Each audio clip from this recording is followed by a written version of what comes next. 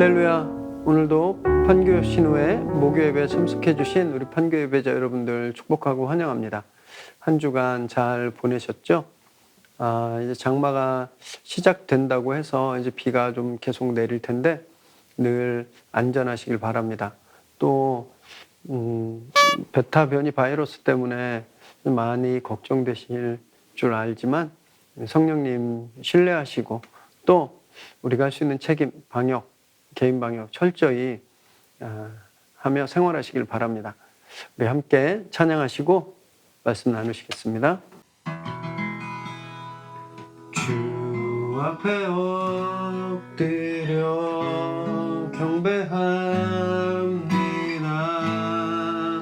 오직 주께 주 경배합니다. 다른 신 아니 오직 주께 나의 모든 산들 나의 보좌 모두 다 내려놓고 주 앞에 엎드려 경배합니다. 오직 주께 주 앞에 엎드려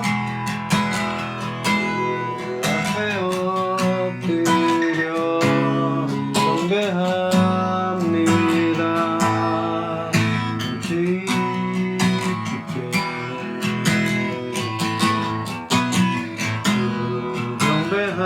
경배합니다. 다른 신 아니 오직 주께 나의 모든 상들 나의 보좌 모두 다 내려놓고 주 앞에 엎드려 경배합니다. 오직 주께 나의 모든 우상들 나의 모든 상들 나의 보좌 모두 다 내려놓고 주 앞에 엎드려 경배합니다. 오직 주께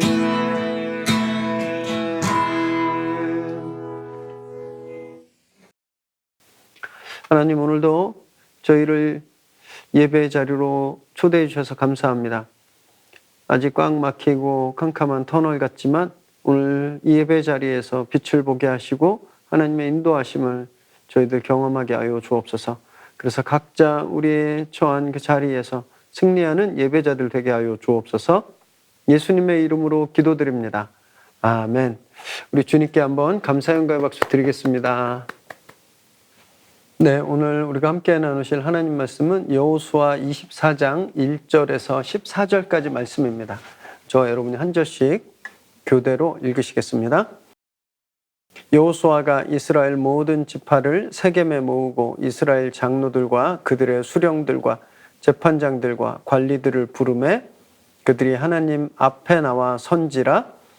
여호수아가 모든 백성에게 이르되 이스라엘의 하나님 여호와께서 이같이 말씀하시기를 옛적에 너희의 조상들 곧 아브라함의 아버지 나홀의 아버지 데라가 강 저쪽에 거주하여 다른 신들을 섬겼으나 내가 너희의 조상 아브라함을 강 저쪽에서 이끌어내어 가나안 온 땅에 두루 행하게 하고 그의 씨를 번성하게 하려고 그에게 이삭을 주었으며 이삭에게는 야곱과 에서를 주었고 에서에게는 세일산을 소유로 주었으나 야곱과 그의 자손들은 애굽으로 내려갔으므로 내가 모세와 아론을 보내었고 또 애굽에 재앙을 내렸나니 곧 내가 그들 가운데 행한 것과 같고 그 후에 너희를 인도하여 내었노라.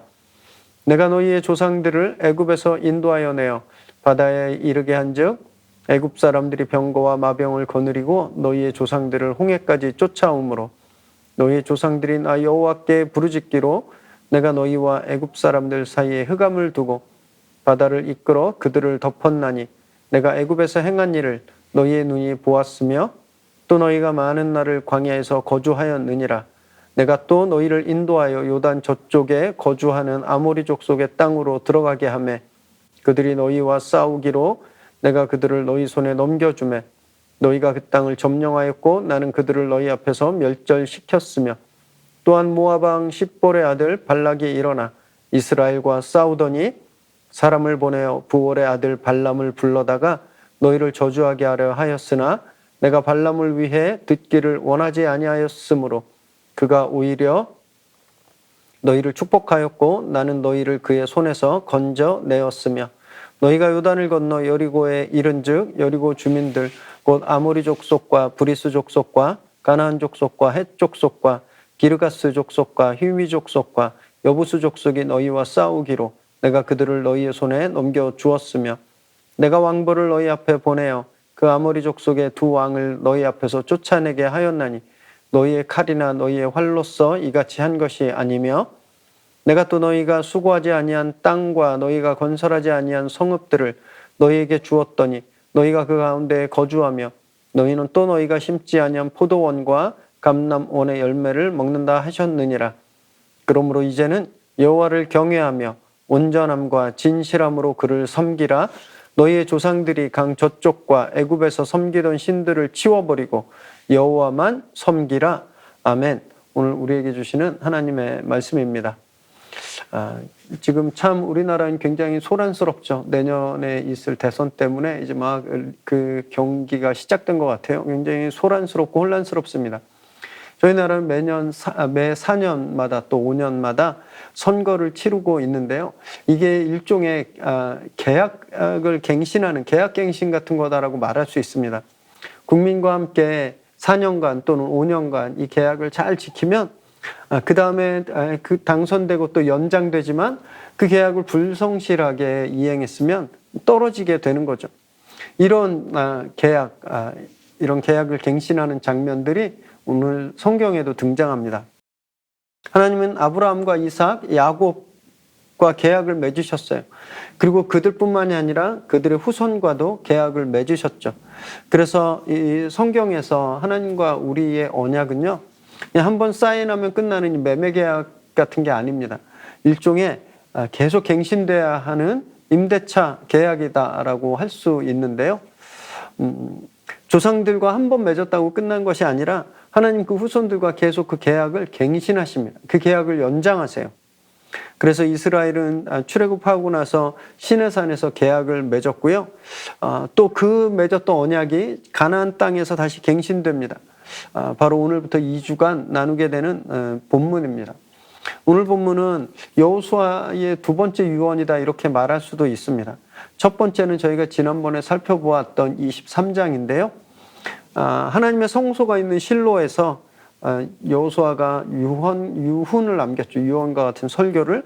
그때 딱 두 가지만 말했습니다. 멀리하고 가까이 할 대상. 우상은 멀리하고 하나님은 가까이 해야 된다. 이렇게 간절히 명령했습니다. 그때 여호수아가 내가 오늘 죽는다 이렇게 말했는데 아마도 하나님께서 그의 마지막을 좀 더 연장시켜 주신 것 같아요.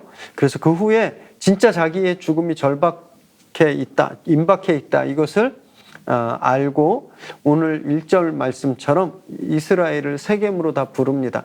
그리고 장로들과 수령들과 재판관들과 관리들, 그러니까 이스라엘의 리더들을 불러서 그들이 하나님 앞에 나와서 서게 되는 거죠. 그런데 왜 세겜일까 좀 궁금하실 거예요. 그냥 지난번에 모였던 성막이 있었던 성막은 하나님의 임재를 상징하니까 그 실로에서 그냥 다시 했으면 되는데 왜 여호수아가 진짜 죽기 직전 최후의 유언을 남기면서 세겜으로 이들을 불렀을까요? 왜냐하면 굉장히 중요한 이스라엘 역사에서 굉장히 중요한 장소였기 때문에 그렇습니다. 먼저 여기가 어디에 있는지 저희가 오랜만에 지도를 좀 보시겠는데 이 실로가 있는데요. 그 위로 조금 올라가면 세겜이 있죠. 거리가 조금 됩니다. 여기로 올라가서 모인 거예요. 왜냐하면 이곳은요 아브라함이 가나안에 들어와서 최초로 제단을 쌓은 곳입니다. 그리고 또 야곱이 하나님의 구원하심을, 하나님 구원해 주심을 경험하고 나서 제단을 쌓은 곳이에요. 이스라엘 선조들이 하나님께 믿음을 지키겠다고 맹세한 장소가 세겜이었기 때문에 그들의 후손인 이스라엘도 여기에서 맹세를 하게 된 거죠. 그래서 여호수아 8장 30절에 보면요, 에발산에서 제단을 쌓았다 그랬는데, 이들이 가나안에 들어오고 나서 에발산에서 제단을 쌓았는데, 이 에발산이 바로 세겜입니다. 그 장소, 조상들이 맹세했고 또 자기들이 가나안에 들어와서 처음으로 제단을 쌓은 그 장소, 그곳에 이스라엘을 다 불러 모으고 지금 리더들을 앞으로 세운 거예요. 언약을 갱신하기에 가장 적합한 장소였기 때문입니다. 그래서 1절에도 보면 하나님 앞에 섰다라고 되어 있잖아요. 하나님이 그곳에 계신 겁니다. 하나님 그곳에 계신 거예요. 언약을 맺는 주권자로. 그래서 이스라엘이 그 앞에 언약을 맺는 종속자로 그 앞에 서게 된 거죠. 여러분, 그럼 지금은 우리에게 어떤 장소가 이 세겜 같은 장소일까요? 바로 교회입니다. 또 우리 판교 신우회 같은 예배 공동체예요. 그것이 바로 세겜입니다. 왜냐하면 우리 예배하면서 하나님의 임재를 경험하죠. 그리고 우리가 그 앞에서 하나님께 우리가 결단합니다. 이런 계약이 늘 이루어지는 곳, 이 예배의 자리라는 거예요. 그래서 우리는요, 예배 구경꾼이 아닙니다. 그냥 요즘 예배가 너무 편해졌습니다. 지금도 사실 저희가 어쩔 수 없이 비대면으로 예배드리지만 편하시죠. 목요일마다 횡단보도를 건너고 건물을 올라와서 그렇게 와서 모이지 않고, 지금은 여러분들 아무 때나 목요일 아침에 올려드린 영상 그냥 보시면 언제 어디서나 정말 마음만 있으면 쉽게 예배드릴 수 있는, 또 주일 여러분들 섬기시는 교회도 마찬가지일 겁니다. 아무것도 안 하고 그냥 가기만 하면 예배가 다 진행되죠. 성경책도 필요가 없는 그런 상황이잖아요. 예배가 너무 편해져서 자칫 예배의 마음도 너무 가벼워질 때가 있습니다. 그래서 내가 예배를 진짜 드렸는지, 내가 하나님께 예배를 내가 약속을 하고 하나님께 결단을 했는지, 아니면 그냥 휙휙휙 지나가는 예배를 그냥 구경했는지 저희가 모를 때가 있다라는 겁니다. 여러분, 하나님이 예배에 오셨기 때문에 우리도 예배자로 서야 되는 겁니다. 우리에게 임하신 그 하나님의 임재를 우리가 경험해야 되는 것, 이게 예배라는 거예요. 그래야 우리가 그 자리에서 주님과 한 약속을 매 시간마다 업데이트할 수 있게 되는 겁니다. 여호수아는 그렇게 리더들을 불러 세우고요. 2절, 3절에 보니까 그 계약의, 지금 맺는 계약의 정당성을 하나님 말씀을 통해서 이제 전하고 있습니다. 하나님이 왜 이 계약의 주인이신지 이스라엘 역사를 통해서 나타난 일들을 증거하고 있어요. 먼저 그들의 조상을 택하셨기 때문이라고 말씀합니다. 아브라함과 그 형제 나홀, 아버지 데라를 택하셨다 이렇게 되어 있는데요. 근데 이 사람들은 원래 하나님을 믿는 사람들이 아니었습니다. 그들은 강 저쪽, 그러니까 메소포타미아에서 우상을 섬기던 사람들이었어요. 그런데 하나님께서 그들을 택하시고 우상의 땅에서 건져내셨다라는 것을 분명히 말씀하고 계십니다. 그러니까 아브라함이 무슨 공로가 있거나 아브라함이 어떤 자기의 의지가 있어서 자기가 그렇게 하고 싶어서가 아니라 전권적인 하나님의 결정이었다라는 거예요. 이것을 분명히 하고 계십니다. 여러분, 이것은 우리에게도 마찬가지죠.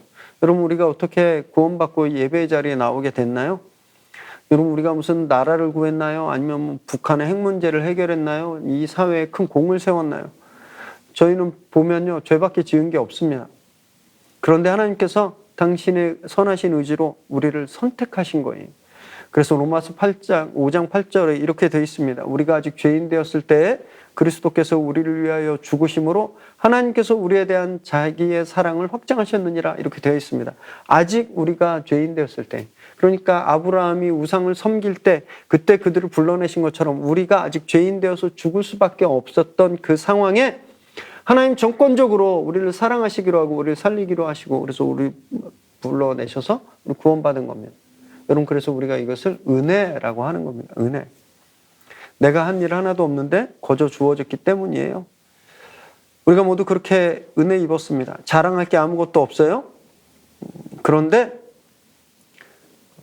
우리가 왜 자꾸 교만해지고 남을 얕잡아 보고 왜 자꾸 그렇게 위에 서려고 할까요? 그거는요, 은혜를 잊어버리기 때문에 그렇습니다. 나한테 무슨 공로가 있다, 나한테 자격이 있다, 그렇게 생각하기 때문에 자꾸 교만해지는 거예요. 그래서 우리는요, 하나님 앞에 설 때, 예배 때마다 무엇보다 먼저 나는 무기력한 존재다, 나는 무력한 존재다, 나는 죄인이다 라는 것을 늘 고백해야 하는 겁니다. 이것이 하나님 앞에 계약자로선 우리의 모습이라는 거죠. 4절, 5절에 보니까 이제 하나님은 또 출애굽 사건도 당신이 행하신 일이라고 말씀하십니다. 처음 계약을 맺은 그 족장들의 후손인 이스라엘을 애굽에서 건지신 분도 나다 이렇게 선언하고 계세요. 이때도 하나님은요, 이스라엘의 협력 없이 그들을 구하셨습니다. 출애굽기 2장 23절에서 25절에 보면은요, 이스라엘의 울고 신음소리 낸 것밖에 없어요. 그들은 그냥 너무 힘들다고 부르짖은 것밖에 없습니다.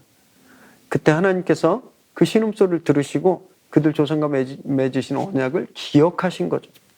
그래서 구해주신 거예요. 이스라엘이 독립운동을 하거나 무장투쟁, 게릴라를 조직해서 무력으로 또 그 상황을 어떻게 해보려고 하지 않았는데 하나님께서 모세와 아론을 보내서 그들을 구원해 내신 거죠. 그래서 여러분, 위기를 벗어나는 길은요, 하나님이 우리를 기억하시는 것, 그것밖에 없습니다. 하나님께서 이스라엘 선조들과 맺은 언약을 기억하시고 그들을 구출해 주신 것처럼 우리와 맺은, 예수 그리스도를 통해서 우리와 맺은 그 약속을 기억하실 때 하나님은 우리를 구원해 주시는 거예요. 그래서 우리가 이 언약의 자리, 예배의 자리에 나와야 되는 겁니다.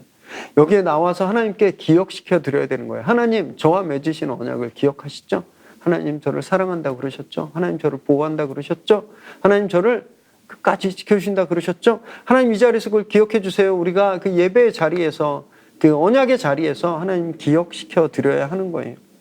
그래서 다른 데 가시면 안 되는 겁니다. 다른 데 가서는 아무 데서도 돌파구를 찾을 수가 없는 거예요.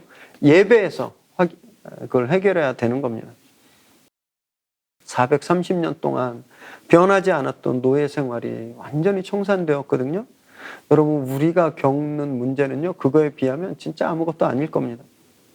오늘 예배 자리에서 하나님께서 우리와 맺으신 약속을 기억하시고 저와 여러분들의 문제, 저와 여러분을 괴롭히는 그런 상황들 다 해결해 주실 것을 믿으시기 바랍니다. 8절에서 10절을 보니까 이제 하나님은요, 그 이후에 이스라엘을 광야에서 40년간 돌보신 것, 또 가나안의 동쪽 땅을 점령하신 사건을 말씀하세요. 이때도 하나님께서 하셨습니다. 아모리 족속을 그들 손에 주었고 모압 왕 발락이 발람을 통해서 이스라엘을 저주하려고 했을 때 하나님 오히려 발람이 이스라엘 축복하게 하셨고요. 그냥 온통 이 40년 광야 시간도 하나님 베푸신 기록들로 가득 차 있는 거예요. 이들이 40년간 농사를 짓지도 않았고 사업을 하지도 않았고 축산업이나 낚시 같은 걸 하지도 않았습니다. 하나님이 그들을 광야에서 메추라기와 만나로 먹이셨죠.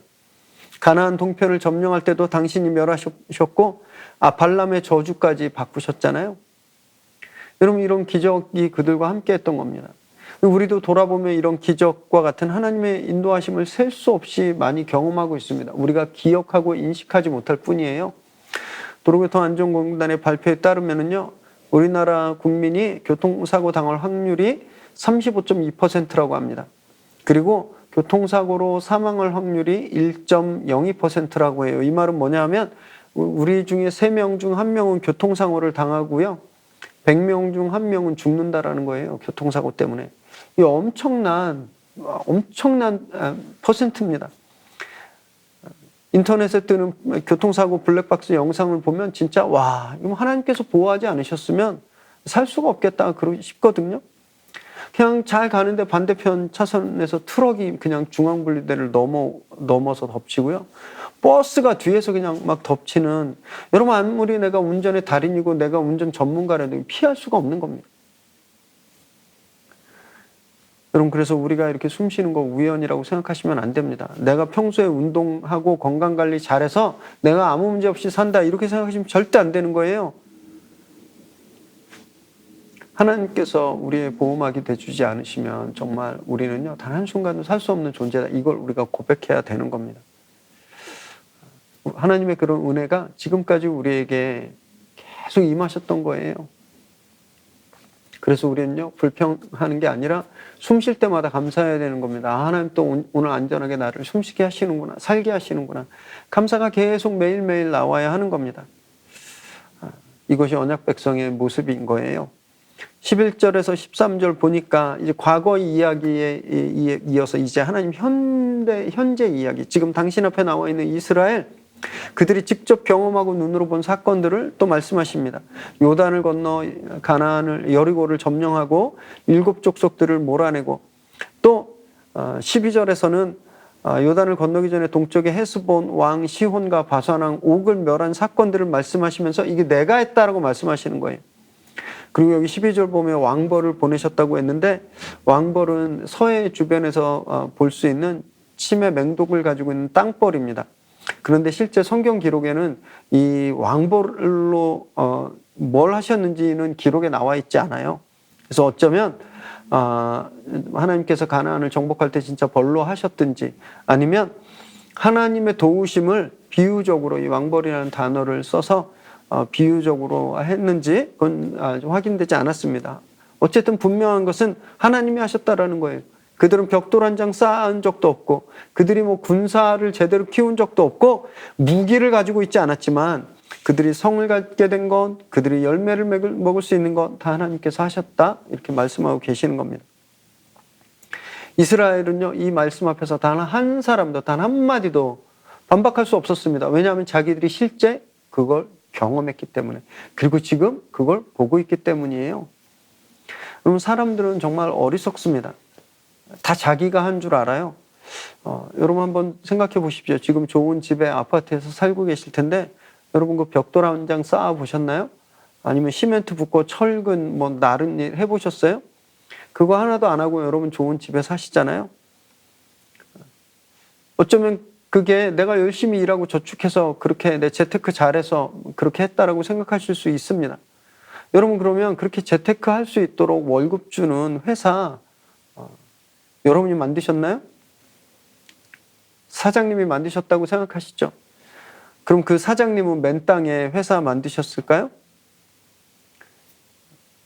대한민국이란 국가가 없었으면 회사도 없었을 거예요. 여러분, 여러분들의 회사 그 오너들이 무슨 시리아 내전 중에 거기에서 태어났다고 생각해 보세요. 구멍가게도 못 만들었을 겁니다.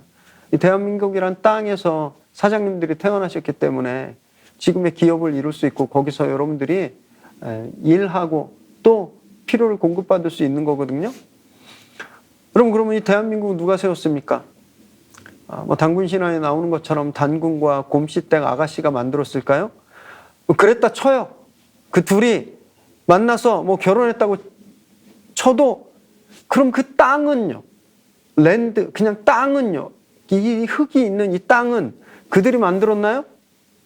이 세상에 흙 한 줌, 물 한 방울, 산소 분자 하나라도 만들 수 있는 그런 사람은 존재하지 않습니다. 그냥 있었던 거예요. 그런데 따지고 보면 내가 한 게 사실 다 없는데, 나는 다 이미 이루어져 있는 것, 거기에서 그냥 누리고 살 뿐인데 마치 내가 했다고 다 생각하는 거죠. 이게 얼마나 어리석습니까? 나는 엄마 아빠 없이 나 혼자 이 세상에 태어났어요. 뭐 이렇게 이야기하는 것만큼 어처구니 없는 그런 얘기인 거예요. 하나님께서 이 세상을 만들지 않으셨으면, 아시아 대륙에 한반도를 두지 않으셨으면, 이곳에 이 한반도에 고조선을 비롯해서 대한민국에 이르기까지 국가가 유지되게 하지 않으셨다면 지금 우리가 누리고 있는 것 하나도 우리가 누릴 수 없다라는 겁니다. 그래서 우리도요, 하나님께서 다 하셨구나 이렇게 고백해야 되는 거예요. 하나님께서 지금 이스라엘에게 그 고백을 받기 원하시는 겁니다. 조상 대대로 계승되어 온 언약을 갱신하는 자리에서 내가 다 했다 이렇게 말씀하시면서 계약을 맺자라고 하시는 거예요. 여러분, 이게 하나님 입장에서 볼 때 얼마나 불공평한 계약입니까? 제가 얼마 전에 이제 월세 계약을 갱신했는데요. 집주인이 내가 다 줄게요. 여러분, 냉장고, 뭐 TV, 뭐 우리 집주인분이 권사님이셔서 저한테 너무 잘해주시긴 하시는데요. 그 권사님이 저에게 목사님 이번에 갱신하실 때 목사님 아무것도 하지 말고 제가 뭐 TV도 바꿔주고 냉장고도 바꿔주고 차도 사주고 뭐 가구 다 바꿔줄게요. 그냥 여기서 살기만 하세요. 월세도 내지 말고 살기만 하세요. 여러분 이런 계약서를 저에게 가지고 온다고 생각해 보십시오. 이 상식적으로 이해가 됩니까? 얼마나 손해나는 계약이에요. 지금 하나님께서 그런 계약을 맺고 계시는 거예요. 내가 지금 다 줬지? 사인해 라고 하시는 겁니다. 그러면서 단 한 가지 조건만 말씀하세요. 이 계약 조건. 다 내 거니까 다 내놔? 이렇게도 할 말이 없는데 하나님 그게 아니라 다 줬으니까 다 너희가 가져? 단 하나만 해줘. 그것이 14절에 나오는 말씀인데요. 우상을 치워버리고 하나님만 섬기라는 겁니다. 이 단 한 가지만 요구하시는 거예요. 창과 칼을 열심히 갈고 닦아서 군대를 육성해서 군사력을 키워라. 이것도 아니고요. 주변 나라들과 무역을 해서 부강해져라. 이것도 아닙니다. 농사를 잘 져서 곡식을 많이 저장하고 대대손손 자자손손 잘 먹고 잘 살아라. 이게 아니에요. 단 하나만 예배하라고 하시는 겁니다. 이것이 지금까지 이스라엘이 살아오고 승리할 수 있었던 이유고 심지 않은 열매를 먹을 수 있었던 이유였다라는 거예요. 예배하는 것. 여러분 하나님이 오늘 우리에게도 동일한 말씀을 하고 계심을 꼭 믿으시기 바랍니다. 당신을 만나는 자리에서 확인하시려고 하는 거예요. 우리가 누구를 예배하고 있는지, 우리가 누구를 섬기고 있는지 하나님 그거 하나만 확인하려고 하시는 겁니다. 내가 얼마나 많이 가졌는지, 내가 세상에서 얼마나 많은 공로를 쌓았는지, 내 재산이 얼마나 되는지가 아니라 하나님은 우리 마음의 중심에서 우리가 누구를 예배하는지 그걸 확인하고 싶어 하신다는 겁니다. 그것만 확인하시면 원수들에게 왕벌을 보내고 바다를 가르고 저주를 축복으로 바꿔주시는 거예요. 사랑하는 여러분, 이제 우리 안에 있는 이런 거짓된 우상들을 다 치워버리면 어떨까요? 우리 안에 알게 모르게 들어와 있는 돈이라고 하는 그 우상이 있습니다. 이게 너무너무 강력해요. 또 우리 안에 있는 성공이라고 하는 우상이 있습니다. 우리 안에 내 이상, 내 꿈이라고 하는 우상이 있어요. 여러분 이런 것들을 다 멀리 하시기 바랍니다. 다 끊어내시기 바라요. 하나님, 오늘 그 하나님 한 분만 예배하고 그분을 주인으로 고백하는 저와 여러분 되시기 바랍니다. 예배의 자리에서 우리에게 임하신 성령님을 경험하고 또 나에게 지금까지 또 앞으로도 부족함 없이 공급해 주실 그 하나님의 은혜를 다시 깨닫고 하나님이 예배하기로 늘 언약을 갱신하시기 바랍니다. 그래서 평생 하나님의 인도하심을 경험하고 또 하나님의 은혜 가운데 승리하는 판교 예배자들 되시기를 주님의 이름으로 축원합니다. 기도하겠습니다. 하나님, 오늘 이스라엘과 언약을 갱신하시면서 온 세상의 주인이 누구이신지 또 이스라엘의 주인이 누구이신지 분명히 하셨습니다. 주님, 우리가 하나님 앞에 설 때마다 예배할 때마다 주님 이것을 분명히 저희도 알게 하여 주옵소서. 우리 삶의 주인이 하나님이시며 하나님이 우리 생명의 주권자 되심을 저희들 늘 고백하고 또 하나님 말씀에 순종하기로 결단하는 저희들 되게 하여 주옵소서. 그래서 우리 삶 전체가 예배되게 하시고 하나님과 동행하게 하여 주옵소서. 그래서 늘 승리하고 주님의 인도하심을 경험하는 저희들 되게 하여 주옵소서.